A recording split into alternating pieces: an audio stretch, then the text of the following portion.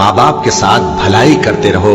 अगर उनमें से एक या दोनों तुम्हारे सामने बुढ़ापे को पहुंच जाएं, तो उनको उफ तक न कहना और न उन्हें झिड़कना, और उनसे बात अदब के साथ करना, और इज्जो नियाज से उनके आगे झुके रहो और उनके हक में दुआ करो कि ऐ परवरदिगार, जैसा इन्होंने मुझे बचपन में शफकत से परवरिश किया है, तू भी इनके हाल पर रहमत फरमा। जो कुछ तुम्हारे दिलों में है, तुम्हारा परवरदिगार उससे बखूबी वाकिफ है। अगर तुम नेक होगे तो वो रुजू लाने वालों को बख्श देने वाला है।